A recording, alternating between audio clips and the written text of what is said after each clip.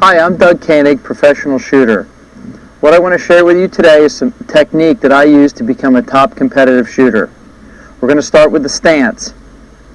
Now, through the pistol shooting evolution, two-handed shooting, we've had pretty much three predominant shooting stances. The first one, everybody recognized the old Weaver stance. Left foot forward, bent elbow, the push-pull technique. That's what a lot of guys used to use in the old days. Then through the mid-80s, went to the isosceles stance, which is your feet are parallel to the range, to the targets.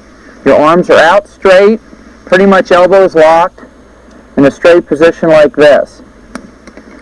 Okay, I've kind of adapted it a little bit from that. I call it my modified isosceles stance. And what that is my left foot is going to be 6 to 8 inches in front of my right foot.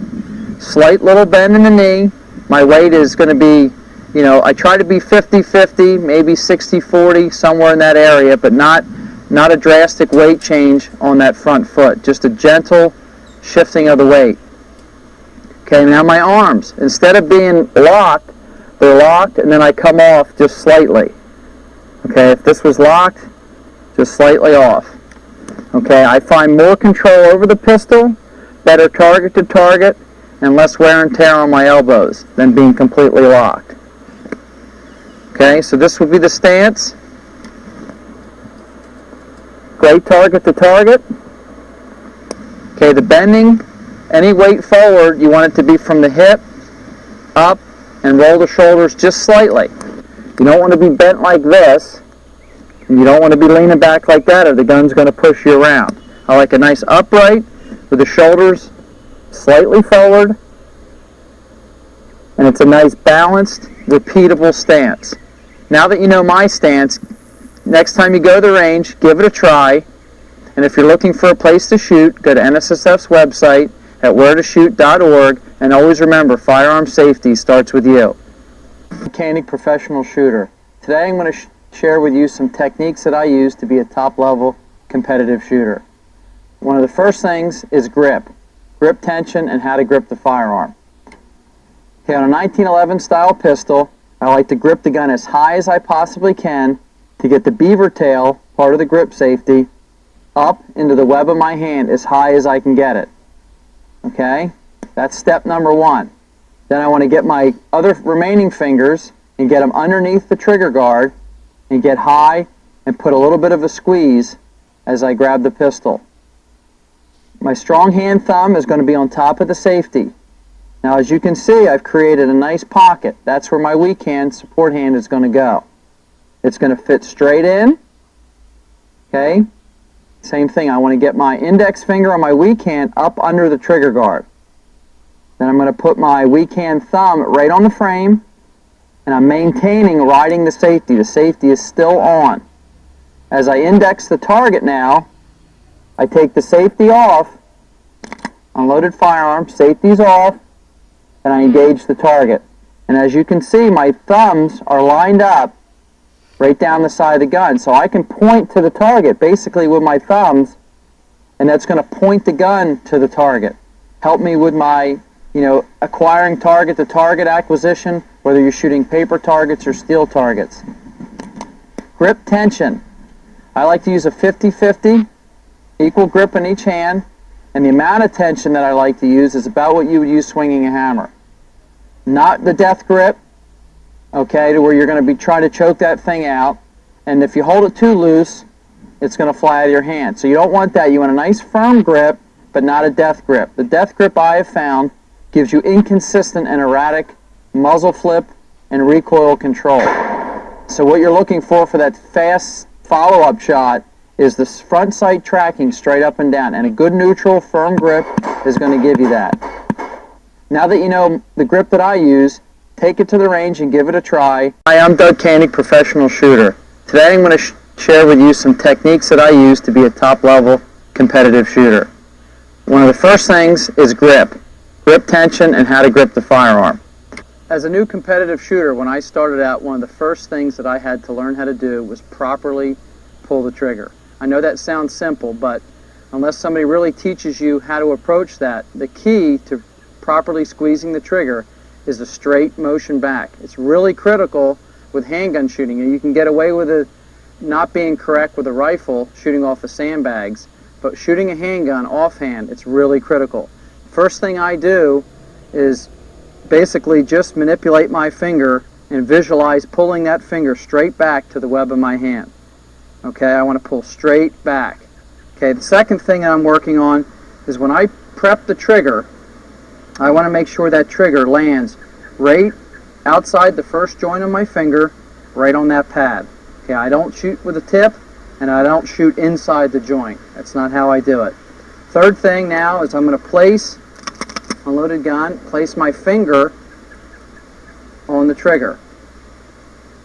Okay? Now, as I'm working through my dry firing technique, I'm up, I'm aiming, I'm pulling straight back. When I do that, I'm watching my sights to make sure that they're not dipping, they're not moving left, moving to the right. It's very, very important as I'm dry firing to watch that sight until the hammer falls, concentrating at that moment on a straight pullback of the trigger. For me, that's the most critical thing. I want to know when I am dry firing when the shot's going to break. I don't subscribe to a surprise break when I'm working on my shooting and my dry firing. I want to know exactly at the point in time as I'm working my aim, bang. That's when I want to make it go off. Squeeze the trigger. Repetition is the key. It's the absolute key. And so you're going to dry fire a lot to build that repetition. Okay, take this tip to the range. Now that we've worked on some of the basic fundamentals, grip, stance, we're going to move on to sight alignment and then the sight picture. Hi, I'm Doug Koenig, professional shooter. And to me, the whole shooting process is pretty simple. You align your sights and don't disturb them as you squeeze the trigger. Once the gun goes off, the bullet should impact where your sights have been lined up. So first off, the sighting in your gun, you make sure on open sights, your rear sight and your front post are lined up horizontally correct and you have the right amount of light on each side. And then decide you're going to use a 6 o'clock hold or is your point of impact going to be at the very top part of the blade. And that's kind of a personal preference. I like to have the top of the blade be where my point. I want the bullet to impact just above the sight. Some people like to use a dot sight or a fiber optic or something of that nature, and they like that to be the spot of impact. And then you have the other shooters who like a 6 o'clock hold, okay, on the bottom of the target. But whatever technique you use, you must make sure it's consistent and the same every time. So it's the sight alignment with iron sights, or if you're using a scope or a red dot, it's putting that reticle on the spot. Don't disturb it until the gun goes off. Now that can happen, it can take you 10 seconds to shoot that shot or 1 second to shoot that shot. The time is irrelevant. The main key is do not disturb the sight picture when the shot goes off. That's a key component. Shooting is very simple. You do that, you line up your sights, you squeeze the trigger, and the bullet's going to hit where your sights are lined up.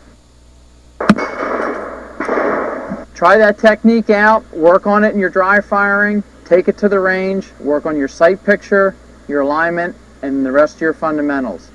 Okay, is dry firing. I find it very important to work on my fundamentals and skills at home away from the range. One of the most important things I have to stress is make sure you have no live ammunition on your person. Make sure your firearm is unloaded. Check it, double check it, recheck it. It's also a good habit to have a specific area to do your dry firing. That way you make sure you don't have any live ammunition or you don't get anything intermixed, because that's the number one safety tip, is we don't want any accidents while we're dry firing. So be really sure of your safety area and your firearm. You know, when I go to the range, I want to shoot, okay? And when I go shoot, I may shoot 500, 1,000 rounds. Okay, not everybody can do that. And even myself, when I'm at home is where I'm going to do my holster setup, my positioning, and work on all my fundamentals. I'm going to work on my draw, okay, my stance, my grip. That's the time when you can consciously think about all those things coming into play. You know, if I'm in a surrender start, my hands are up, my stance is correct, I feel balanced, I'm down, I'm addressing the pistol, I'm up with the proper grip, sight alignment, trigger control, bang. Okay, and I do this through the competition season at least once a week. And for someone like myself that also shoots a lot, that's quite a lot. For the person who cannot go to the range and shoot 1,000 rounds a week, I suggest you take 10 minutes every day, every other day, and just work on your gun handling skills and fundamental doing the dry firing. Now you can take this even a step further. If you're a competition shooter, you can actually put up simulated targets. I've done that, put little targets on the wall as I do my sight alignment, trigger control, squeeze. Like to make sure that I know what I'm aiming at. It might be a reduced size target. I may put a reduced Bianchi target up when I'm working on my weekend, okay, because we have one string where we have to transition and shoot weekend. I work on that grip, that stance, and the trigger break while aiming at a target. I like to do all my fundamentals, like I said, while dry firing, setting it up. Do all that stuff at home, your gun handling skills, your reloads, whatever you're going to be doing in competition, and for that matter, for concealed carry. Same thing. You know, your holster is going to be in a different position. Put the coat on that you traditionally wear, or jacket, or wherever you're going to have your firearm. Make sure it's unloaded, no ammunition, but practice drawing from conceal, doing tactical reloads. Whatever it is that you're going to work on, you do that at home, so when you get to the range and that valuable time that you have, you may only have an hour once a week to shoot 200 rounds. Be there and focus on the shooting than worrying about your equipment setup and all the little basic things. You can actually work on all that stuff at home, 10 minutes a day. Everybody has 10 minutes a day at some point in time, and then you make better use of your time on the range. So try this out, work on this technique. Hi, I'm Doug Koenig, professional shooter. What I want to show you now is how to do a speed reload. We use this type of technique in Ipsc shooting and hopefully not in steel challenge shooting. Okay, now first off, we have different type of pouches that you'll be loading from. So whether you're doing a competition shot where you have single speed loaders on your belt, or a single pouch, I'll use a pouch like this for Bianchi, so hopefully I'm not doing speed loads there, but I'm going to use this pouch to demonstrate, because this will simulate just something you might carry around the range with extra magazines in it. But the technique of how to do it is still the same. It's just the speed that you do it in helps with the different type of pouches you may use. Okay, first and foremost, my gun's unloaded. Now, I start with a magazine in the gun, because the first thing you need to do is punch the magazine release. Okay, so you're up, and what I do, it's a quick shift of the hand to the magazine release, just like that. See how I'm doing that? And I punch it at the same time. I'm just kind of doing it halfway to show you now. So I'm up, punch, let the magazine will drop, come to your pouch, forefinger on the front of the magazine. I want to be looking into the mag well as I come up with the next magazine and insert it into the pistol. And then you're right back up to either acquire your sights or the target. Now, one thing that I'll do working on this at home while I'm dry firing, unloaded firearm, empty magazines. And you don't even have to do this standing up. Lots of times I'll just be sitting, watching TV, just doing this. Just working on this aspect, making it smooth, hitting the button, inserting the magazine, kind of breaking it into two segments. Then, when I'm doing my regular dry firing, I'll be up, punch, mag, in. Okay, up, punch, magazine, insert. Okay, let's do that with a magazine in it, so you make sure that you're actually hitting the button hard enough. Up, punch, magazine, insert. And you want to do this right in front of your face here. You don't want to leave the gun out and try to do it. You don't have as much coordination on the speed load. Just bring it in, because once you insert the magazine, you have to readdress the target anyway. So it all becomes one move. The mag's in, it's seated, you're up, and right on target. If you're trying to do it out here, you're going to fumble with it, and it ends up being slower than faster. You want to make sure you're looking at the mag well, or the bottom of the gun, especially in the beginning. Especially in the beginning. Teaching yourself, it's that hand-eye and muscle memory that you want to teach yourself going through this fundamental. As you get better at it, you don't have to look at it. But it still helps to look at it. It takes a split second to glance at that gun and back up and in. You see how that works? Bang, and right up. Okay, I'm going to head to the truck and get some ammo and show you a drill that I use when I work on my speed reloading. Okay, now that we've gone over through our dry fire and we've done the speed reload, working on the mag change, I'm now going to show you a drill that you can use on the range with a plate rack, and if you don't have steel, you can use paper. I love to shoot on steel, especially in training, because it gives me instant feedback, recognition of what's going on. So the first drill, what I like to do, draw, fire a shot, do a reload, fire another shot on the plate rack. Okay, and then I'll do that a few times, and then I like to incorporate the multiple shot, multiple target, draw 3 shots, reload 3 shots. It's a simple drill to do on a plate rack with 6 plates.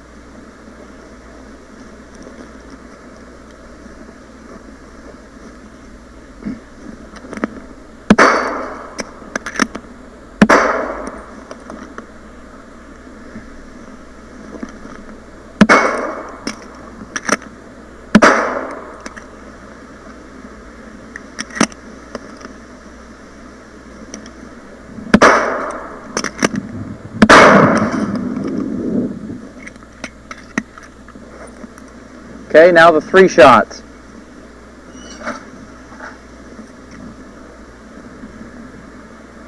This is all practice. Sometimes you don't grab the mag right. Practice makes perfect.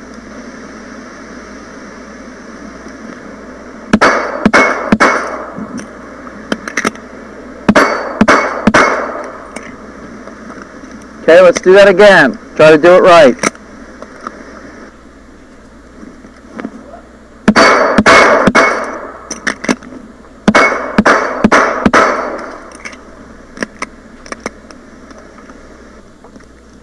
So next time you go to the range, try this drill out. I guarantee, with all the little things that you've been working on with this drill, it'll help you become a better shooter with your firearm. If you're we've covered some of the basics, let's transition over into competition shooting. Hi, I'm Doug Koenig, professional shooter. I want to share an important yet simple technique that I use in competition. One of the most important factors and things for me in competition, besides the basics, is hitting that first target. You've got to make sure you hit the first shot of the stage. Whether you're shooting Ipsc, steel, or Bianchi, or whatever type of shooting you are, take a little extra time to hit that first target. What that does for me is allows my conscious mind and subconscious to kind of sync up. If I'm listening for the buzzer, I hear it, beep, I draw, I'm out, bang. You may only be a hundredth or two to really make sure you hit that first shot. If you miss that first shot, the whole run becomes herky-jerky or choppy, as we say in competition. So no matter whether I'm shooting the 1-in-1 on the practical, the moving target event at Bianchi Cup, a 22 rifle at Sportsman's Team Challenge, or a 12-inch steel plate at the Steel Challenge, it's always the same basic fundamental. I tell myself right before the start signal to hit that first shot. It's very important to me. It's a simple but extremely important tactic that I use in competitive shooting. So take this tip to the range and in competition and give it a try. Hi, I'm Doug Koenig, professional shooter. I want to talk to you today about how to set up your holster for open class competition. The most important thing that I see people do wrong is they put a holster in a spot thinking that they're going to try to set it up for addressing a target at a certain distance or a certain angle. I think that's the wrong approach, because that way you have to condition yourself to move in an unnatural position. The way I set my holster up, if we're going to work from a surrender position, I put my hands up to where they're comfortable. If they're comfortable out here for you, go for it. Some people like to touch their head or hearing protection. I just like to put my hands straight up, they're nice and relaxed, And all I do is drop my hand straight down. Just naturally let them drop down. Okay? And what you see is my hand is dropping straight on top of the gun. I move my holster to where my hand is. Okay, I move the gun to where my hand naturally wants to drop, not the other way around. Because the first thing that happens in competition or under stress is your body's going to get a little tight. So what you need to do is make sure it's going to be in as natural position as possible when you're really going for that speed draw. The gun's going to be right there. And if you have the gun set up over here and you have to unnaturally go across your body or come really far back, you're not going to hit the gun every time. So you're going to miss the gun, grab it low, grab it high. It's going to start all sorts of problems. So I put the gun right where my hands naturally drop. And this varies every day. You know, today I'm dropping it, it's perfect. Tomorrow I may come out and I do the same thing and I might be hitting the butt of the gun.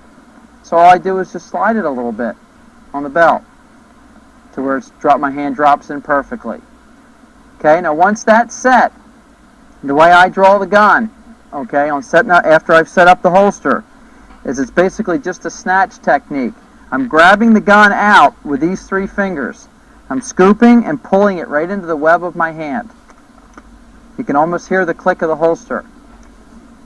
That's all you should hear when you're drawing the gun. You shouldn't hear a big hard slap like that on the gun. If you are, you're wasting time because that's extra energy you're smacking down on the gun and then having it to come out. It should be almost silent when you draw that gun.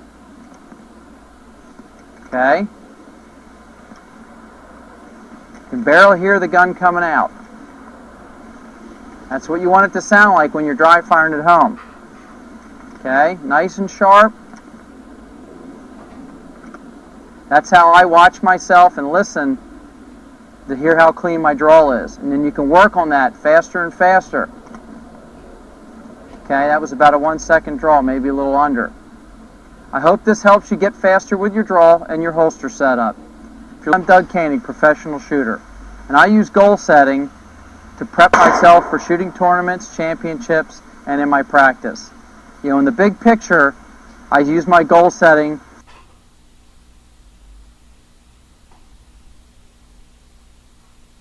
as an example. There's a certain score that I'm trying to achieve because it's a set course of fire.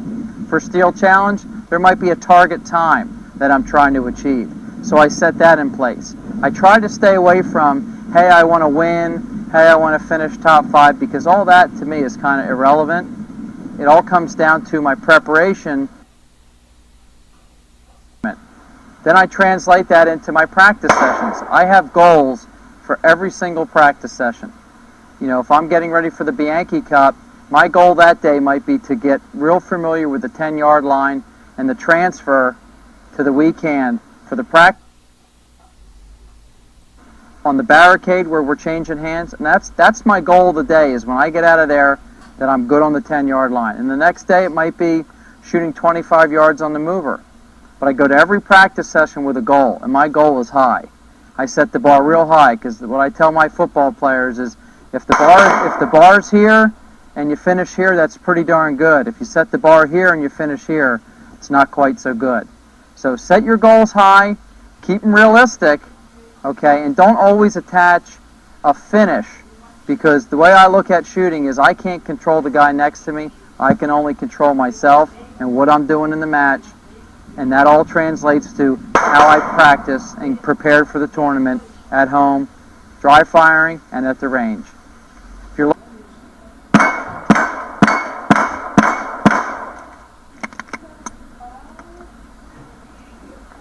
Hi, I'm Doug Koenig, professional shooter, and I want to go over the do's and don'ts for your practice sessions once you get to the range. Okay, you've already incorporated all your dry firing, your grip stance, all the things we've already touched base on at home. You come to the range, now it's time to practice. I love shooting on steel. Steel plate racks are a great practice tool. You can see your hits, you can acknowledge what's going on without having to guess. Okay, that's the practice do's. Practice on steel. Excellent. Paper targets. If you're using paper targets only, make sure you tape up the holes. I see too many shooters at the ranges at the end of a half-hour session. They've got bullet hits all over, and they're not really sure or keeping track of what they're doing as they're doing it. There's really doesn't give you the right feedback to know if you're doing the things right when you're working on double taps or even multiple targets if you have them up. If you're not taping them, you're kind of allowing yourself a disservice not keeping track of what you're doing. You know, perfect practice makes you perfect. You got to work hard, work on the right things. That's going to keep you moving in the right direction. It doesn't matter if you want to be a competition shooter, top level, medium level, or you're just practicing with your concealed carry rig, or you're out practicing just to be a better handgun hunter or shooter. You have to always work on the basics and do the right thing. The don'ts. Don't just stay close. If you want to be a good handgun shooter, that doesn't mean just at 10 yards. That means to keep working your way back every day, every session. You might just start out one session and be at 25 yards or 50 yards, whatever it may be, wherever your limit is. Test yourself to where you're a little uncomfortable. You know, the big thing I see a lot of shooters do, they're always practice the things that are easy to them, and they never get any better because they're always doing the easy stuff. The hard stuff is what makes you good. Getting good at the hard stuff, finding your weaknesses and practicing them and making them better.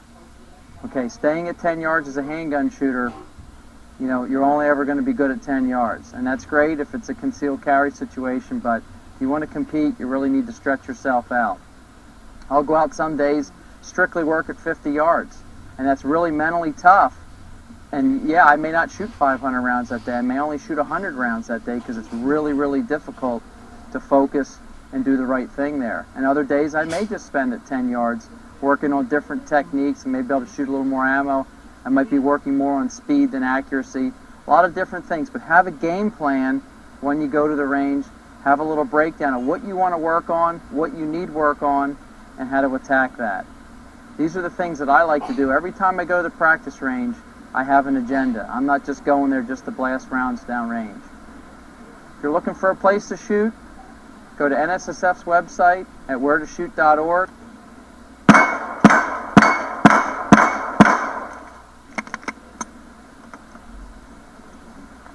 Hi, I'm Doug Canning, professional shooter, and I want to go over the do's and don'ts for your practice sessions once you get to the range. Okay, you've already incorporated all your dry firing, your grip stance, all the things we've already touched base on at home. You come to the range, now it's time to practice. I love shooting on steel. Steel plate racks are a great practice tool. You can see your hits, you can acknowledge what's going on without having to guess. Okay, that's the practice do's. Practice on steel, excellent. Paper targets, if you're using paper targets only, make sure you tape up the holes.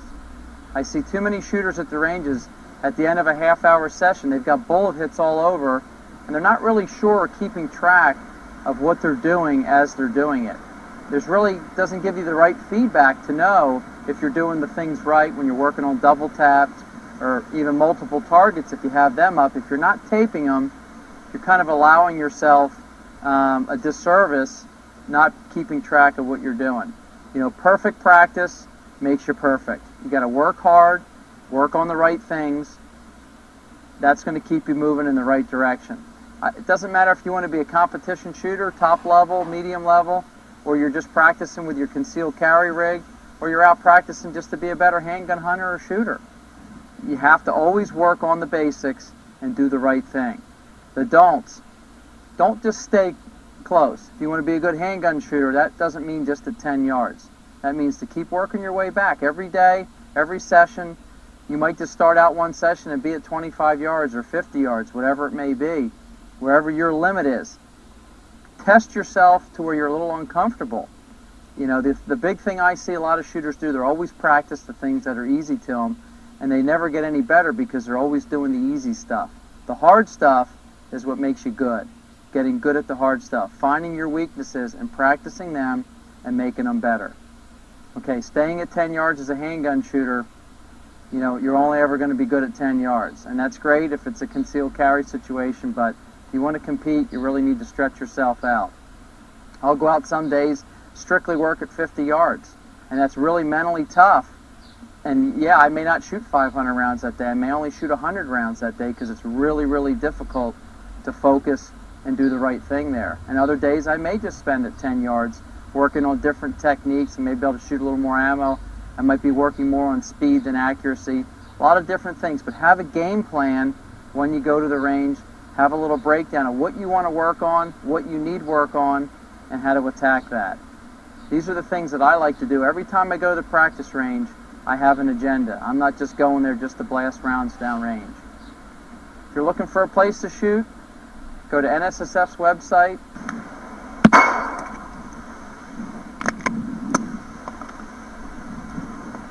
Hi, I'm Doug Koenig, professional shooter. One of the things that I learned early on in my shooting career is trying to find out what worked for me. I got lots of advice, especially as a new shooter. You're seeking advice from all the top shooters and everybody that's been doing it a long time. And the advice that they give you lots of times is very, very good, but it may not be correct for you. And that starts with grip, stance, the same stuff I've gone over, which works great for me. I recommend you try all the stuff. When you're dry firing, when you get to the range, try different techniques. That's how you're really going to get to the highest level at what you're trying to do, whether you're going to compete or just become a better pistol shot. I learned a long time ago, one of my early Bianchi Cups, the guys told me constantly, hey, you got to shoot a revolver. This match is set up for a revolver. And that's great if you're a revolver shooter.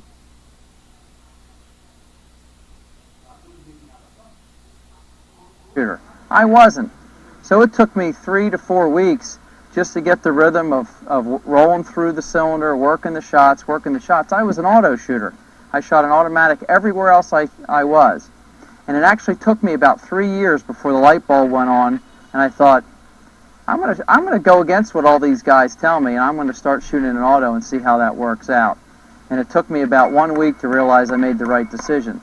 And it wasn't that their information was bad, it's just that it's something that you've got to do for yourself and really test it to see what's going to work for you. Everybody's a little different.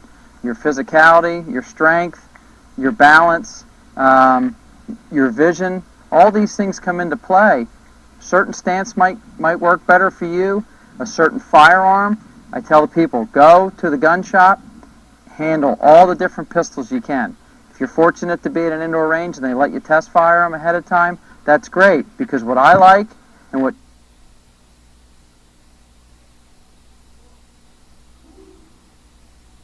shoots great for me may not fit your hand perfect. You may have a different job or task that you're trying to do with it. It's all variable. There's no one size fits all when it comes to firearms, training, or any of those techniques involved. Hi, I'm Doug Koenig, professional shooter. Now, if you've worked on all the basic stuff we've gone over, things should be going well in your practice sessions and in your competitions if you're doing that. But sometimes everybody runs into a little bit of a slump or a snag, and you need to learn how to analyze your shooting. One of the best tools I've found is video. Everybody nowadays has a video camera on their phone, a little handheld recorder. Get your buddy to videotape a practice session, video each other, you have something to go back and watch. So it's impossible to watch yourself while you're shooting. So the video, I've used that in the past for myself to check out my stance and balance and some different things that I've been working on to really reinforce what I'm doing well and what I'm not doing well. So that's the tip. Video yourself, analyze what you're doing, critique yourself, set the bar high, and really work hard.